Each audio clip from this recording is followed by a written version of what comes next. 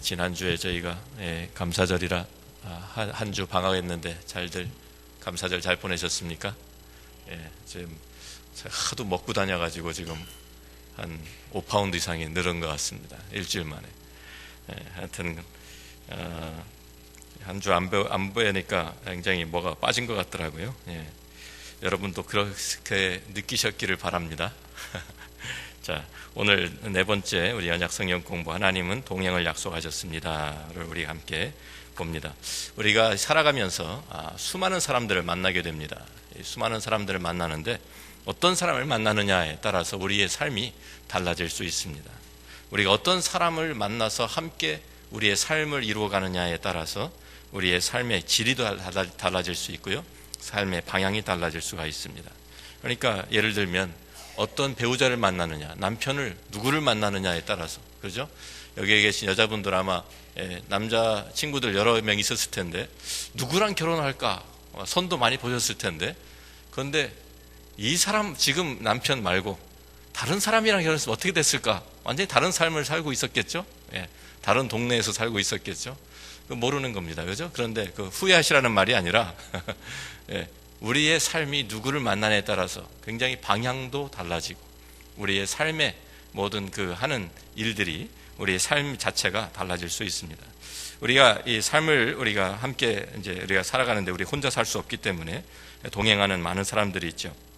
가족들이 있고 사업을 함께하는 동업자들이 있고 또 영적인 순례의 길을 함께 가는 우리 형제 자매들이 있습니다. 우리 모두가 다 이 모든 사람들 우리에게 중요한 사람들이고 그들의 우리의 삶에 미치는 그 영향이라는 것은 우리가 계산하기 어려울 정도로 지대한 것입니다. 그런데 이 모든 동행자들보다, 우리에게 있는 동행자들보다 가장 중요한 분이 있습니다. 누구십니까?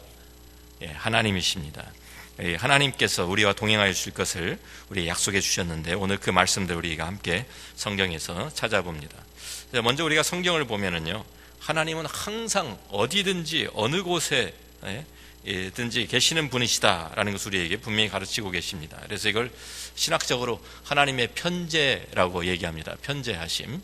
그래서 이걸 omnipresence라고 하는데 그걸 다른 더 어려운 말로 또 한자로 뭐 쓰는 분들이 있더라고요. 무소부재하신 분이시다. 그러니까 없는 것이 없는, 뭐 이렇게 두 번이나 부정을 하면서 글쎄 하여튼 좀 어려운 말이죠. 근데 어디든지 계시는 분이, 그죠? 이 세상의 우주에 다 계시는 분이에요. 그래서 우리 성경을 먼저 찾아봅니다. 시편, 우리가 139편 7절부터 10절입니다. 한번 같이 읽습니다. 내가 주의 영을 떠나 어디로 가며 주의 앞에서 어디로 피하리이까? 내가 하늘에 올라갈지라도 거기 계시며 스올의 자리를 펼지라도 거기 계시니이다. 내가 새벽 날개를 치며 바다 끝에 가서 거주할지라도 거기서도 주의 손이 나를 인도하시며 주의 오른손이 나를 붙드시리이다. 다윗의 시편입니다. 다윗이 고백하면서 내가 하나님의 영을 떠나서 어디로 가겠습니까? 주의 앞에서 어디로 피하겠습니까? 하면서 하늘에 올라가도 거기 계시다. 스올이다. 옛날에는 이제 전에 성경에는 음부라고 했는데요. 스올이라는 이것은 사실은 무덤을, 지옥이 아니라 무덤을 가리키는 말입니다. 그래서 우리가 무덤에 들어가 누워 있을 때라도 우리는 거기에도 하나님이 우리와 함께 하신다. 거기 계시다. 새벽 날개를 치고 바다 끝에 이러한 이제 정말 우리가 할 수 있다고 하면, 우리가 날개 있는 사람이 아무도 없지만 그 바다 끝에 갈 수 있다고 하더라도 거기서도 우리가 알 수 있는 가장 외진 곳에 간다 할지라도 거기에도 하나님은 계십니다라고 고백하고 있습니다. 그래서 시편에 이제 여기에 이어서 139편에는 하나님께서 모든 곳에 편재하신 분이시다. 또 우리의 모든 것을 다 아시는 그런 전지하신 분이시다. 그래서 내 생각이, 내 말이 내 입 혀에서 나오기도 전에 하나님께서 이미 알고 계시다라는 이런 이제 고백까지도 하죠. 하여튼 그러한 우리 하나님을 시편 기자가 고백하고 있습니다. 그런데 또 우리가 예레미야 23장 우리가 23절 24절 말씀을 보면은요, 이런 말씀이 나오죠. 여호와의 말씀이니라. 나는 가까운 데에 있는 하나님이요 먼 데에 있는 하나님은 아니냐. 여호와의 말씀이니라. 사람이 내게 보이지 아니하려고 누가 자신을 은밀한 곳에 숨길 수 있겠느냐. 여호와가 말하노라. 나는 천지에 충만하지 아니하냐. 라고 하나님의 반문하시는, 이스라엘 백성들에게 반문하시는 내용입니다. 이스라엘 백성들이 또 이방인들은 이방 신들을 섬기는데 이방 신들은요 다 지역 신들이었어요. 이방 신들은 다 그 자기 맡은 지역에서 자기가 가지고 있는 어떤 그 지역의 수호 신들이었어요. 그렇기 때문에 거길 떠나면은 이제 그 능력이 없는 거예요. 그 지역에서만 자기 힘을 발휘하고 이런 이제 그런 이제 사상을 갖고 있던 것이 이제 우상 숭배들이잖아요. 그러니까 어느 다른 나라 이 민족에 가면 이 민족의 수호신이 있고 그 지역의 수호신이 있고 한국에서도 뭐 예를 들면은 뭐 산에 가면은 이제 산신령이 있고 바다에 여왕이 있고 뭐 이런 식이죠. 그런 식으로 이 사람들이 그런 생각을 가지고 있었거든요. 그러니까 하나님에 대해서도 이 우상 숭배하는 사람들은 이 여호와도 여기에 그래서 성경에 보면 여호와는 산에 뭐 전쟁을 하다가 계속 지니까요. 여호와는 산에 쉬니까 우리가 평지에 가서 우리가 싸우면은 우리가 이길 수 있을 거야. 뭐 이런 이제 생각들을 하는 것입니다. 그러니까 이 지역을 국한되어 있는 그런데 하나님께서 지금 그런데 이 이스라엘 백성들이 하나님과 언약을 맺은 이스라엘 백성들까지도 하나님을 제대로 알지 못하고 우상 숭배하면서 우리가 이제 다른 데에 가면은 거기 신도 섬겨야 되는 거 아니야? 뭐 우리 이런 식으로 생각을 하고 있었으니까요. 그러니까 하나님께서 기가 막히신 것이죠. 나는 가까운 데 있는 하나님이요 먼 데 있는 하나님 아니냐? 우리가 예를 들어서 우리가 한국에 있을 때는 한국에서 섬기던 하나님이 미국에 오니까 달라졌습니까? 아니잖아요. 비행기 타고 와도 하나님 여기도 계시는 거거든요. 지금 그 얘기 하시는 거예요. 하나님은 천지에 충만하신 하나님이시다. 모든 천지를 다스리시고 그 모든 천지에 또 충만하신 하나님이시다라고 예레미야가 우리에게 선포하고 있습니다. 자, 우리가 그렇다고 하면은요, 우리가 하나님의 이 편재라는 하나님의 편재라는 것을 우리가 성경에서 우리가 알게 되면은요, 하나님이 항상 어디든지 계시다고 하면 하나님과 동행한다는 표현은 좀 이상하잖아요. 어디든지 계시는데 우리가 어디를 가든지 거기 계시는데 뭐 동행이라는 거 따로 뭐 무슨 그런 말 할 필요가 뭐가 있겠어요. 그렇죠?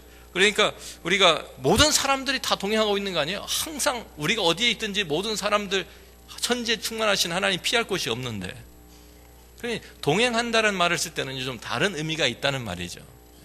자, 그래서 우리가요 이 하나님과 동행한다라는 이 표현 성경에서 하나님과 동행한다는 표현을 우리가 찾아보면 우리가 조금 좀 특별한 의미가 있는 것을 우리가 알 수가 있습니다. 우리가 창세기 5장부터 가서 우리가 좀 보는데요. 창세기 5장 21절부터 24절에 특별한 좀 내용이 나옵니다. 거기에 보니까 에녹은 65세에 무두셀라를 낳았고 무두셀라를 낳은 후 300년을 하나님과 동행하며 자녀들을 낳았으며 그는 365세를 살았더라. 에녹이 하나님과 동행하더니 하나님이 그를 데려가심으로 세상에 있지 아니하였더라 그랬습니다. 그런데 우리가 창세기 5장을 잘 보면은요, 창세기 5장이 아담의 이 족보입니다. 거기에 특별히 이제 셋을 통해서 내려가는 그 족보를 여기에 기록하고 있는데 거기에 그 포뮬라가 있어요. 그래서 거기에 그 공식이 있어요. 공식대로 이게 지금 족보가 기록됩니다. 그래서 예를 들면 셋은 105세에 에노스를 낳았고 에노스를 낳은 후 807년을 지내며 자녀들을 낳았으며 그는 912세를 살고 죽었더라. 그리고 그 다음에 에노스는 90세에 게난을 낳았고 게난을 낳은 후 815년을 지내며 자녀들을 낳았으며 그는 905세를 살고 죽었더라. 이렇게 해서 계속 족보가 내려갑니다. 그래서 쭉 내려가다가 여기에 지금 21절에 오니까 에녹이 나온 거예요. 에녹은 65세에 무두셀라를 낳았고 거기까지는 똑같죠. 모든 다른 족보가 똑같아요. 무두셀라를 낳은 후 자녀들을 낳았으며 이렇게 나가지 않고 거기에 들어간 삽입된 문구가 있습니다. 300년을 하나님과 동행하며. 그러니까 특별하게 다른 것은 없어요. 다른 사람들과 똑같이 자녀들을 낳으면서 그냥 그러한 어떻게 보면 평범한 그런 삶을 살았는데 다른 점이 있었는 것이 뭐냐면 300년을 하나님과 동행했다. 그리고 365세를 살았더라. 다른 사람들은 다 합해서 365세를 살고 죽었다 이렇게 하지 않고 살았더라. 그러면서 또다시 거기에 덧붙이는 말씀이 에녹이 하나님과 동행하더니 다시 또 그 동행이라는 말을 다시 반복해서 사용하고 하나님이 그를 데려가심으로 세상에 있지 아니하였더라 그랬습니다. 이게 죽었다는 말이 안 나오는. 그래서 이 에녹은 하나님께서 들림을 받은 사람이다라고 우리가 이해하고 있죠. 그래서 어떤 여기에 그 동행이라는 말, 다른 사람과 특별히 다른 점이 없는데 하나는 무드셀라를 낳을 때까지도 그는 다른 사람과 별 다른 사람이 아니었습니다. 그런데 브드셀을 나온 후 300년, 그 후에 300년은 하나님과 동행하였다라는 표현이 나오는 것입니다. 수많은 사람들 가운데에서 다른 사람들과는 다르게 하나님과 특별한 관계가 있었다, 교제가 있었다라는 것이죠. 친구와 같이. 그래서 하나님과 친구가, 다른 사람들도 다 똑같이 살았지만 다른 점이 있었다면 하나님과 동행하였다, 하나님과 깊은 교제가 있었다. 그래서 어떤 성경학자는요, 에녹이 아침마다 하나님과 동행했다, 하나님과 산책을 했다 그래요. 아침에 일어나서, 여러분들 아침에 일어나면 부부가 이렇게 손잡고 산책하십니까? 우리는 새벽기도 나오느라고 산책을 못하지만 하여튼 이 산책을 하시는 분들 있잖아요. 손잡고 산책을 하시는데, 그런 것처럼 하나님께서 에녹과 매일 아침마다 산책을 하셨다. 그런데 그랬다가 다시 집에 돌아오고 그랬는데, 하루 아침은 산책을 같이 나가셨다가 하나님이, 야 에녹, 오늘은 우리 집에 가자. 그리고 집으로 데려가셨다는 거예요. 그래서 천국에 갔대요. 죽지 않고. 하여튼 재밌는 표현이죠. 자, 하나님과 동행했다, 하나님과 계속되는 이 산책, 교제, 그 기쁨의 교제가 그의 삶에 있었다라고 말씀해주고 있는 것입니다. 창세기 6장 우리 5절 9절 보면 이 똑같은 이 표현이 다시 그 다음 장에 6장에 또 다시 나오고 있습니다. 자, 여기에 우리가 창세기 6장 5절부터 9절의 말씀을 보면은요, 제가 여기 7절부터 9절까지의 말씀 너무 길어서 좀 잘라 놓았는데요, 제가 5절부터 읽어드립니다. 여호와께서 사람의 죄악이 세상에 가득함과 그의 마음으로 생각하는 모든 계획이 항상 악할 뿐임을 보시고 땅 위에 사람 지으셨음을 한탄하사 마음에 근심하시고 이르시되 내가 창조한 사람을 내가 지면에서 쓸어버리되 사람으로부터 가축과 기는 것과 공중의 새까지 그리하리니 이는 내가 그것들을 지었음을 한탄함이니라 하시니라.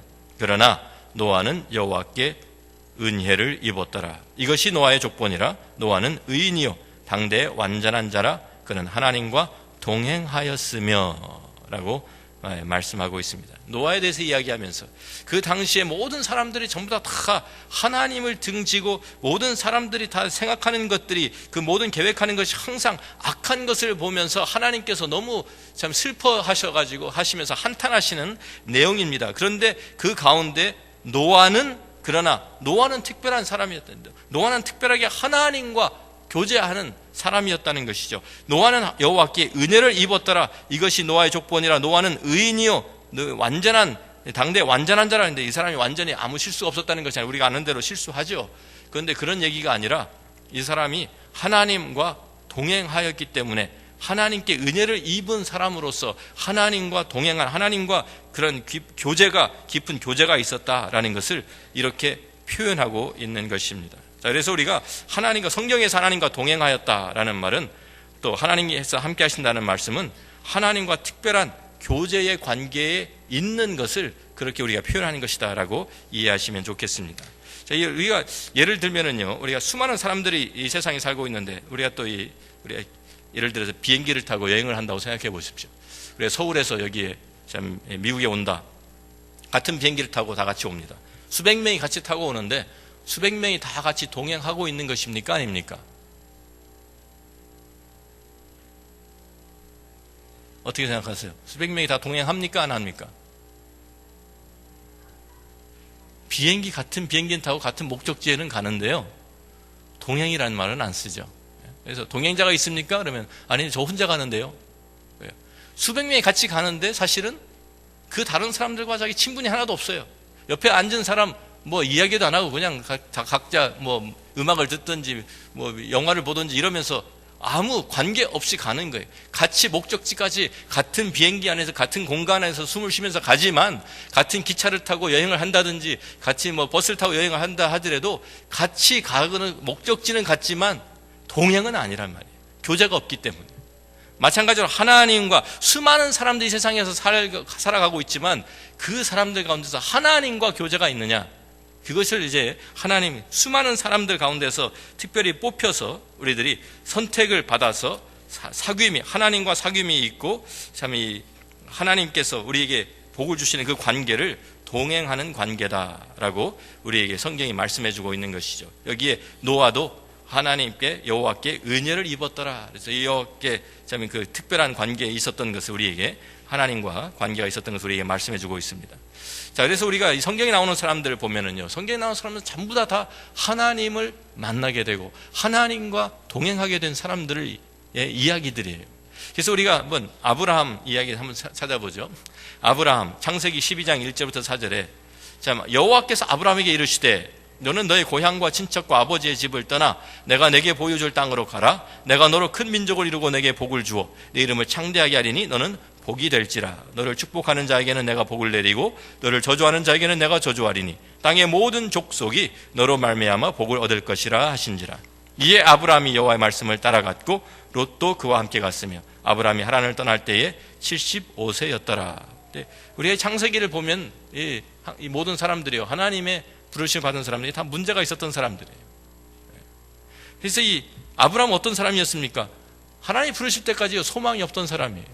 자식이 없었어요. 75세였는데도 자식이 없이 혼자서 아무 이제 소망도 없이 그렇게 살고 있었던 사람인데, 그런 사람은 하나님이 찾아오신 것입니다. 먼저 하나님께서 찾아오셔서 아브라함을 찾아오셔서 아브라함에게 내가 너에게 복을 주겠다. 내가 너를 창대하게 하겠다. 너는 복이 될 것이다. 나의 모든 족속이 너로 말미암아 복을 받게 될 것이다. 그 약속을 주신 거예요. 그래서 그 약속을 붙들고 하나님과 이제 그때부터 동행을 하기 시작한 것입니다. 우리가 창세기 그 아브라함의 참 아들 이삭, 또 그 다음에 야곱에 나오죠. 야곱을 보면은 야곱도 참 어떻게 됩니까? 쌍둥이 형인 에서와 같이 자라다가 에서의 그 복을 받아야 될 복을, 장자의 복을 다 가로챕니다. 그래서 그 미움을 받아가지고 결국은 어떻게 하죠? 도망을 칩니다. 도망을 치는데, 도망을 치면서 이제 그 들에서 돌베개를 베고 자는 것이 이제 거기에 창세기 28장에 나옵니다. 그래서 들판에서 돌베개를 베고 자는데 꿈을 꿉니다. 꿈에 사닥다리가 하나가 나타났는데 그것이 땅과 하늘을 잇고 있습니다. 근데 그 사닥다리 꼭대기에 누가 나타나셨어요? 하나님이 나타나셨어요. 지금 그 얘기입니다. 28장 13절 말씀부터 보니까 또 본즉 꿈에서 지금 보고 있는 거예요. 여호와께서 그 위에 서서 이르시되 나는 여호와니 너의 조부 아브라함의 하나님이요 이삭의 하나님이라. 내가 누워있는 땅을 내가 너와 내 자손에게 주리니 내 자손이 땅의 티끌같이 되어 내가 서쪽과 동쪽과 북쪽과 남쪽으로 퍼져나갈지며 땅의 모든 족속이 너와 내 자손으로 말미암아 복을 받으리라.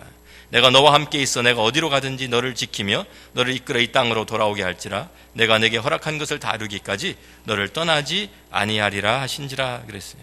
야곱이 어떤 사람이 지금 좀 갈 데가 없어서 도망쳐가지고 지금 바단 아람으로 도망치는 중이에요. 자기의 생명을 빼앗으려고 하는 형의 추적을 피해서 지금 도망치고 있는데, 그러한 야곱을 찾아오셨어요. 하나님께서 먼저 찾아서 꿈에 나타나셔서 하나님께서 내가 너를 보호해 주겠다. 내가 너와 함께 하겠다. 너는 복을 받을 것이다 라고 하나님께서 약속해 주십니다. 그래서 그때부터 야곱은 하나님과 동행을 시작합니다. 우리가 요셉도 보면은요, 요셉은 어떠한 사람이었습니까? 우리가 창세기 39장에 보면 야곱의 12아들 중에 창세기에 우리가 이제 보면은 이 요셉이 형의 아버지의 사랑을 독차지하다가 형들의 미움을 받아가지고 어떻게 되죠? 팔려갑니다. 종으로 죽이려고 하다가 죽일 수는 없어서 팔아 치우는데, 그래서 결국 팔려간 곳이 애굽 땅에 팔려갔어요. 애굽 땅에 가서 지금 종으로 팔려간 것입니다. 종으로 팔려갔는데 하나님께서 거기에 함께 하셨다라고 말씀하고 있죠. 창세기 39장 22절부터 말씀입니다. 여호와께서 요셉과 함께 하심으로 그가 형통한 자가 되어 그의 주인 애굽 사람의 집에 있으니 그의 주인이 여호와께서 그와 함께 하심을 보며 또 여호와께서 그의 범사에 형통하게 하심을 보았더라. 요셉이 그의 주인에게 은혜를 입어 섬김에 그가 요셉을 가정총무로 삼고 자기의 소유를 다 그의 손에 위탁하니 그가 요셉에게 자기의 집과 그의 모든 소유물을 주관하게 한 때부터 여호와께서 요셉을 위하여 그 애굽 사람의 집에 복을 내리심으로 여호와의 복이 그의 집과 밭에 있는 모든 소유에 미친지라 그랬어요. 지금 종으로 팔려갔어요. 노예 신세가 되었어요. 이제 그 인생의 끝이 났어요. 아무런 지금 이제 앞으로 막막합니다. 그런데 거기에 하나님께서 찾아오셨어요. 함께 하셨어요. 지금 그 종살이하는 그 가운데서 그 하나님께서 그와 함께 하셨기 때문에 그 모든 그가 하는 일마다 하나님께서 복을 주시고 형통하게 하셨다라는 이 저희 복의 축복에, 그래서 그 요셉이 지금 일하고 있는 그 주인 집을 하나님이 복을 주셔가지고 그 집과 밭의 모든 소유에 하나님의 복이 미쳤다, 축복의 통로가 된 것이죠. 하나님께서 함께 하시면, 하나님께서 함께 하실 때 정말 그들이 소망이 없던 사람이고 도망치고 도망자였던, 또 종으로 팔렸던 그런 사람들을 하나님께서 붙들으셔서 하나님께서 사용하시는 것을 우리가 성경을 통해서 보는 것입니다. 우리가 또 출애굽기 33장을 보면요, 마지막으로 이스라엘 백성도 마찬가지예요. 우리가 출애굽기 33장을 가서 보면 여기 이스라엘 백성들이 이제 출애굽을 해가지고 이 시내산까지 왔습니다. 시내산에 와서 거기에서 지금 하나님의 계명을 받게 되어 있어요. 그래가지고 모세는 하나님의 그 법들을 받기 위해서 산 위에 올라가 있고, 밑에는 지금 사는 사람들은 다 밑에서 기다립니다. 근데 기다리는데 일주일이 지나도 안 내려와요. 2주가 돼도 안 나오고 한 달이 됐는데도 안 내려와요. 그러니까 이 40일이 이제 돼가는데 이 사람들이 모세가 아무래도 올라갔다가 죽었는 모양이다. 그러니까 우리 이거 어떡하냐, 이제 우리 누구 지도자 세우고 우리를 인도내시는 하나님을 우리가 우리 만들어 가지고 우리 이제 어디 가야 될 거 아니냐. 그래가지고 금송아지를 만들어 버립니다.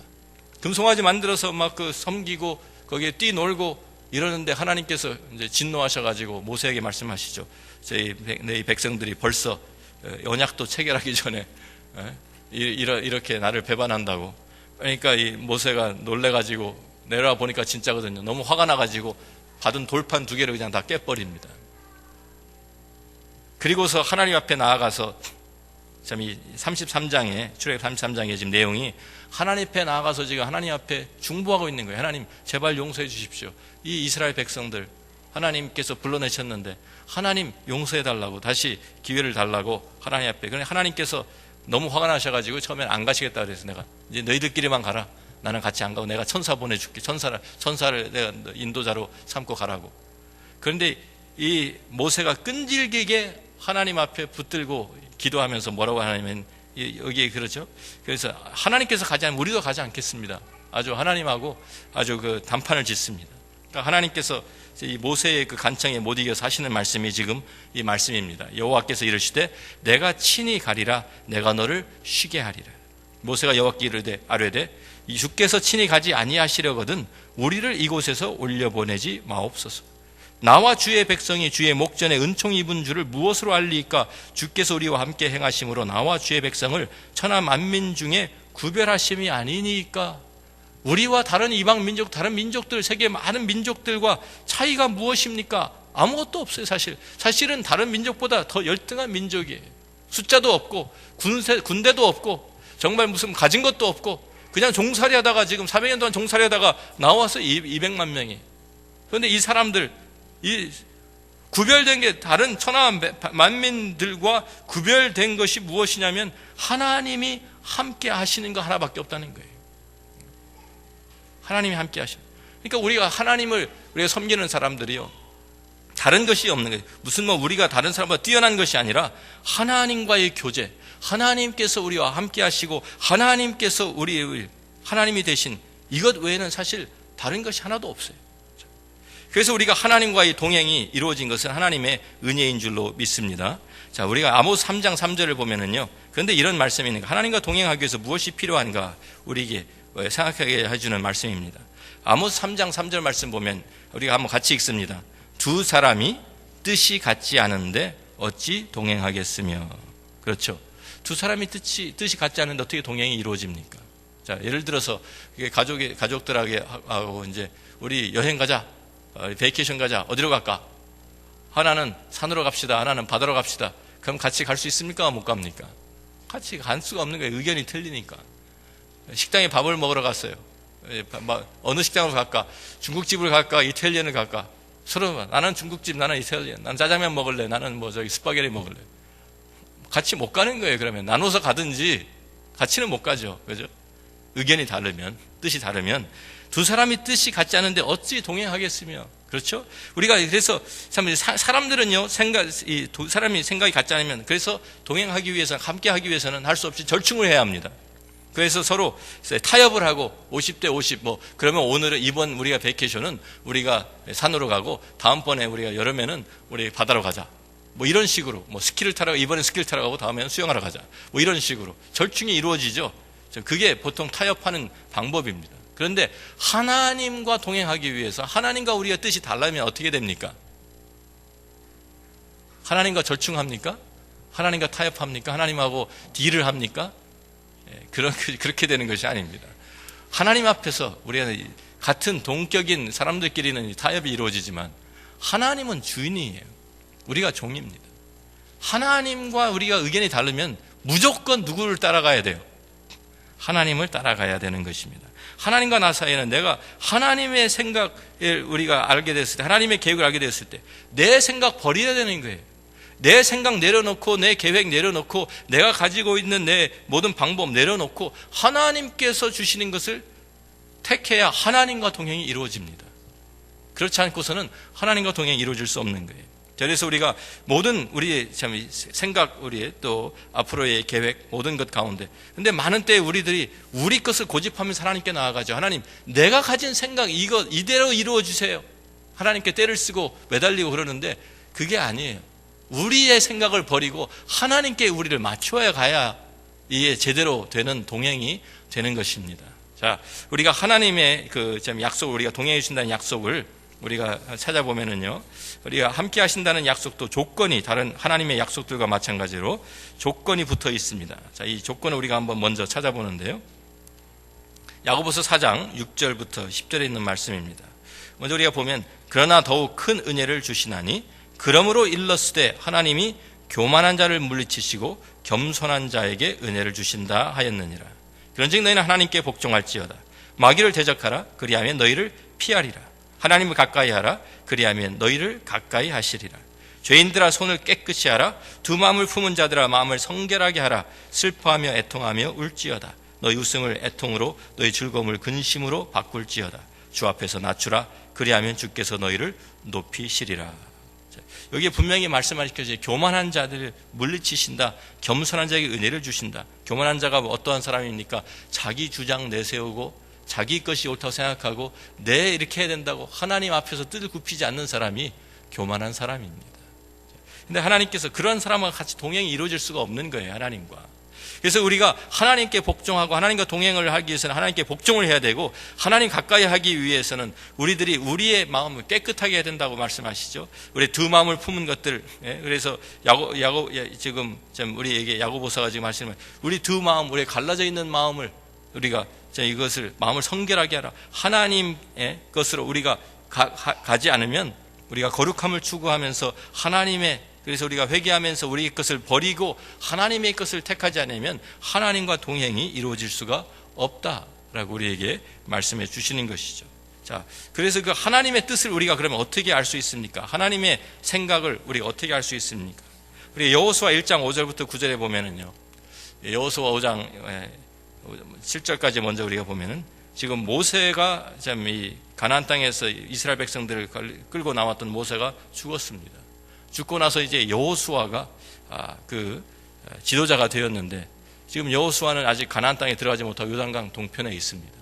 거기에서 이 이스라엘 백성들을 끌고 들어가야 되는데 여태까지 모세의 인도하에 그냥 따라만 가면 되었던 사람이 이제는 자기가 인도하고 가야 되니까 얼마나 두려웠겠습니까? 이거 어떻게 해야 되나? 그런데 하나님께서 그 여호수아에게 하시는 말씀이 이것입니다. 사실 실제 지도자가 누구였습니까? 모세가 아니었습니다. 이스라엘의 실제 지도자는 하나님이었어요. 모세는 그냥 일꾼이었어요.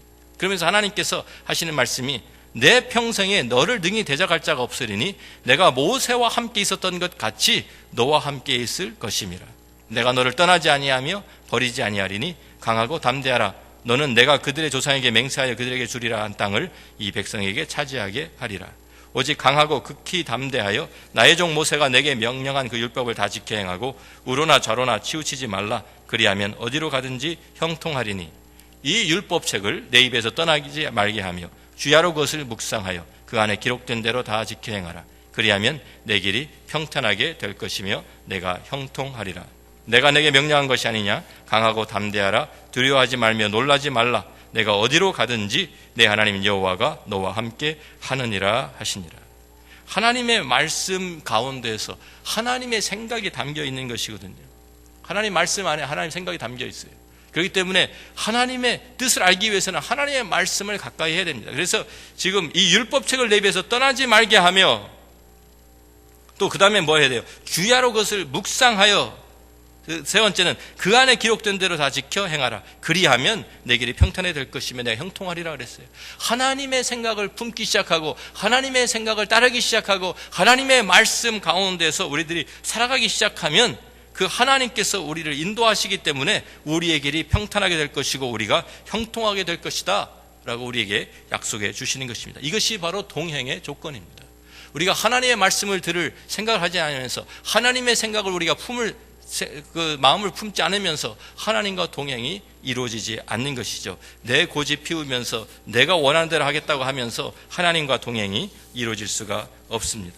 자, 그래서 우리가 참 이 하나님의, 그래서 먼저 그 말씀, 우리가 그래서 하나님의 말씀이 중요한 것이고요. 그 말씀으로 참 나의 하나님의 말씀, 하나님의 생각으로 내 생각을 채워가는 것이 우리가 이 동행의 비결입니다.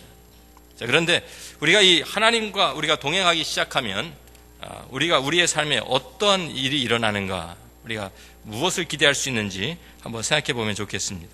우리가 출애굽기 34장에 가서 보면은요, 이런 말씀이 나와요. 아까 우리가 얘기했던 그 두 번째, 다시 이제 지금 모세가 돌판이 깨어졌고 다시 하나님 앞에 올라가서 하나님께서 다시 그 돌판에다가 다시 기록을 해주시네. 또 40일을 또 그 산에 있었어요.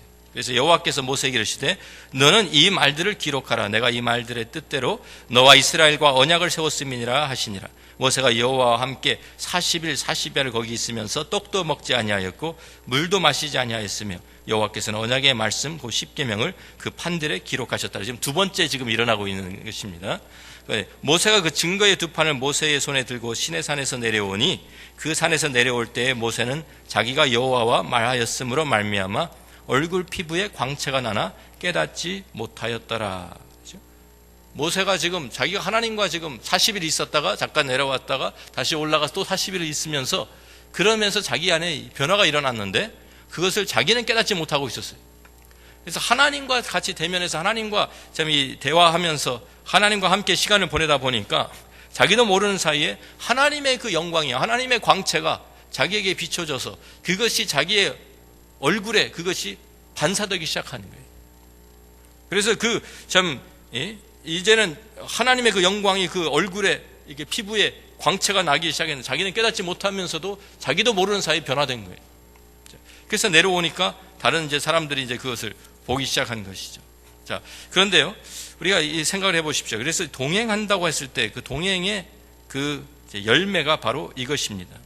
우리가 부부가 같이 살면은요, 처음에 선을 봐가지고 결혼을 했든지 해가지고 하면은 처음에는 전혀 완전히 다른, 조건도 다르고 배경도 다른 사람들이 만나가지고 맞춰서 살려니까 얼마나 힘들어요, 그죠? 그런데 같이 살면서 처음에 그러니까 엄청 싸우죠. 부부싸움 많이 합니다. 그래서 우리 집에서 이렇게 안 했는데, 아니 우리 엄마는 이렇게 음식 안 했는데 하면서 서로 계속 싸우다가 점점 맞춰가는 거예요. 그러면서 그것이 점점 같이 오래 살면 오래 살수록 어떻게 됩니까? 두 사람이 점점 비슷해집니다. 입맛도 닮아가고요. 처음에는 신혼 초에는 우리 엄마 음식 맛 안 난다고 못 먹겠다고 하던 사람이 한 20년 지나면은 이제는 아내가 해주는 밥 아니면 못 먹는 사람이 되어가는 거예요. 그죠? 그렇게 입맛도 닮고요.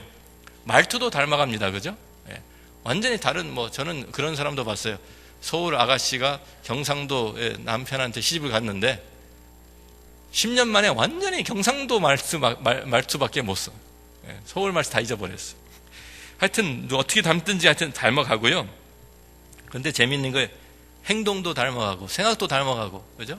말투도 비슷해지고 그러다 보면요, 저희도 지금 30년 이제 결혼 생활한 지 32주년이 다가옵니다. 그런데 제가 자기야 저거 좀 갖다 줘 그러면은 내가 뭐라고 얘기했는데 저거가 뭔지 벌써 알아요. 갖다 줍니다. 그리고 내가 말을 못하고 있는데 그 말을 끝내줍니다. 그래서 그걸 다 알아채리고 있어요, 벌써. 내 생각을 읽고 있는 거예요. 예? 그런데 그러다 보면은 한 50년 같이 살면은 어떻게 되는지 아세요? 얼굴까지 닮아요. 얼굴까지 비슷해져 가지고 50년 같이 산 부부들 같이 놓고 보면 이렇게 형제 자매 오누이 같이 보이지, 예? 부부 같이 보이지가 않고요. 닮은 점들이 이렇게 서로 닮아가는 게 보면서 같이 살다 보니까 서로 모든 것들이 모든 그 삶 가운데서 모든 같이 쉐어하면서 살다 보니까 닮아가는 거, 자기도 모르는 사이에 닮아가고, 그렇게 말투, 뭐 입맛, 모든 생각, 뭐 그런 것들이 다 닮아가는 거예요. 하나님과 동행도 마찬가지입니다.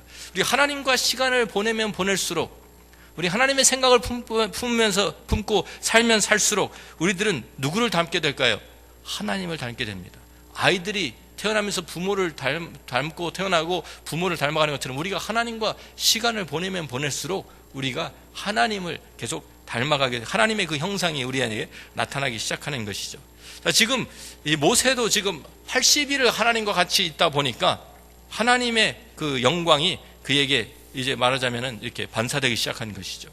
자, 그래서 이러한 그 효과가, 이러한 열매가 동행의 열매입니다. 자, 그런데 이게 재밌는 것은요, 사도 바울이, 그러니까 그런 참, 와, 나도 저런 경험 해봤으면 얼마나 좋겠나, 그렇게 생각하시는 분들 계세요, 안 계세요? 하나님과 얼굴 대면하고 만나서, 예? 대화하고, 그래서 그 하나님의 영광을 직접 체험하고, 그것이 막 광채가 나고, 그러면 다른 사람들이 나를 보게 막 두려워가지고 막 쳐다보지도 못하는, 그러면 좋겠어요, 안 좋겠어요? 아니, 대답들을 못 하시네. 자, 그런데요, 우리가 이미 그런 사람들이에요. 왜냐면요, 고린도후서 3장을 가서 보시면은요, 고린도서 3장에 이런 말씀이 나옵니다. 지금 출애굽기 34장에 있었던 그 내용을 사도 바울이 이 사건을 고린도후서에서 다시 이야기를 하면서, 그러면서 이 약간 그 우리에게 참 새 언약과, 그러니까 옛 언약, 이제 모세를 통해서 해온 것이 옛 언약이잖아요. 그리고 이제 주님의 복음을, 새 언약, 이 새 언약이 옛 언약을 능가한다. 또 이것을 참, 이 새 언약의 영광이 더 크다라는 것을 이야기하면서 지금 모세의 이 이야기를 하고 있어요. 그런데 모세가 재밌는 것이 뭐냐면 수건을 썼어요, 얼굴에다가. 하나님께서 이제 하나님과 이제 대화하고 나왔을 때 광채가 너무 나니까 다른 사람들이 두려워가지고 가까이 오질 못하는 거예요. 그래서 하나님의 말씀을 전하고 그 다음에 수건을 덮고 있다가 하나님 앞에 들어가면 다시 수건을 벗고 하나님과 대화하고, 또 나와서는 또 다시 사람들 앞에 나왔을 때는 수건을 덮었다. 그런 내용이 거기에 이제 출애굽기 34장에 나오거든요. 그런데 그것을 지금 사도 바울은 영적으로 어떻게 이것을 해석하느냐 하면 아주 재미있게 해석을 하죠. 우리가 이 같은 소망이 있으므로 담대히 말하노니 우리는 모세가 이스라엘 자손들에게 장차 없어질 것의 결국을 주목하지 못하게 하려고 수건을 그 얼굴에 쓴 것 같이 아니하노라. 그러나 그들의 마음이 완고하여 오늘까지도 구약을 읽을 때에 그 수건이 벗겨지지 아니하고 있으니 그 수건은 그리스도 안에서 없어질 것이라. 그러나 언제든지 주께로 돌아가면 그 수건이 벗겨지리라. 재미있죠? 지금 무슨 얘기냐면은 사도 바울은 이것을 어떻게 이해를 하고 우리에게 얘기하냐면은 사도 바울이 이제 우리한테 하는 말씀은 모세가 얼굴에다가 수건을 가린 것은 다른 이유가 아니라 하나님 앞을 떠나면은요, 그때부터 이 광채가 나던 얼굴이 광채가 점점 사라졌다는 거예요. 왜냐하면 하나님 앞을 떠났으니까. 떠나서 나와 있으니까 광채가 사라지니까 그 광채가 사라진 것을 보지 못하게 하려고 수건을 가렸다. 아직도 광채가 나는 것처럼 보이게 하기 위해서, 일종의 말하면. 그런데 그러다가 다시 하나님 앞에 가서는 광채를 받기 위해서 수건을 벗고 있다가 또 나오면 또 수건을 덮었다가 이랬다는 것이죠. 점점 없어지는 그 광채였다는 것이죠. 옛 언약의 그 영광은 점점 사라지는 영광이었다. 그것을 지금 영적으로 이렇게 얘기를 하고 있는 거예요. 그런데 우리는 그럴 필요가 없다. 우리는 수건을 쓸 필요가 없다. 그 수건은 벗겨져야 되는 것이다. 왜? 우리는 하나님과 계속 대면하고 있으니까. 그러면서 이제 고린도후서 3장 우리 17절을 계속 읽어보면요, 이런 말씀이 있죠. 주는 영이시니 주의 영이 계신 곳에는 자유가 있느니라. 우리가 다 수건을 벗은 얼굴로 거울을 보는 것 같이 주의 영광을 보매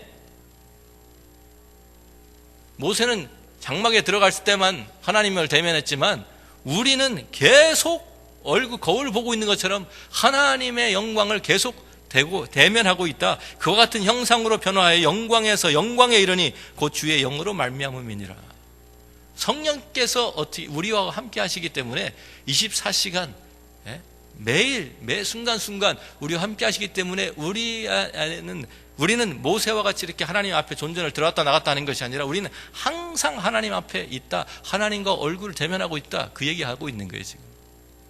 그래서 요한복음 우리가 잘 아는 대로 왜 우리가 수건을 쓸 필요가 없느냐? 우리 안에 보혜사 성령이 내주하시기 때문이죠. 자, 우리가 요한복음 14장 15절부터 18절 말씀 보니까 이런 말씀이 있습니다. 너희가 나를 사랑하면 나의 계명을 지키리라. 내가 아버지께 구하겠으니 그가 또 다른 보혜사를 너희에게 주사 영원토록 너희와 함께 있게 하리니 그는 진리의 영이라. 세상은 능히 그를 받지 못하나니 이는 그를 보지도 못하고 알지도 못함이라. 그러나 너희는 그를 아나니 그는 너희와 함께 거하시며 또 너희 속에 계시겠음이라. 내가 너희를 고아와 같이 버려두지 아니하고 너희에게로 오리라고 말씀하셨습니다. 그 약속대로 성령께서 우리 안에 오순절 성령 강림 사건이면 우리에게 찾아오셔서 영원토록 우리와 함께 하시고 우리와 함께 거하시기 때문에 우리는 모세와 같이 하나님 앞에 들어가야 되고 나와야 되고 할 필요가 없었다는 말이죠. 그러니까 하나님의 영광을 계속 우리가 받고 있기 때문에 우리는 수건을 가릴 필요가 없는 것이, 우리의 영광은 사라지는 영광이 아니라 계속 하나님의 영광을 반사하는 영광이다, 그 말입니다. 이해가 되십니까? 우리 안에 성령을 내주하고 계시면 그 성령을 통해서 우리의 하나님의 영광이 우리가 예수 그리스도의 형상으로 변화되면서 우리는 계속 하나님의 영광을 드러내는 존재들이 되었다, 그 말입니다. 자, 그러니까 얼마나 감사한 일입니까? 우리들이 하나님의 영이 우리 안에 거하시면서 우리가 하나님과 24시간 함께 우리가 교제하면서 우리는 계속 하나님의 그 형상으로, 예수 그리스도 형상으로 변화되는 존재들이다, 그 말입니다. 그래서 우리가 함께 하시겠다는 이 하나님의 약속들을 우리들이 성경에서 우리가 많이 있죠. 한번 몇 군데만 찾아서 우리가 함께 같이 읽으면서 우리들이 마쳤으면 좋겠습니다. 우리가 잘 아는 시편 23편에 있는 말씀입니다. 자, 우리 같이 한번 읽습니다. 여호와는 나의 목자시니 내게 부족함이 없으리로다. 그가 나를 푸른 풀밭에 누이시며 쉴만한 물가로 인도하시는도다.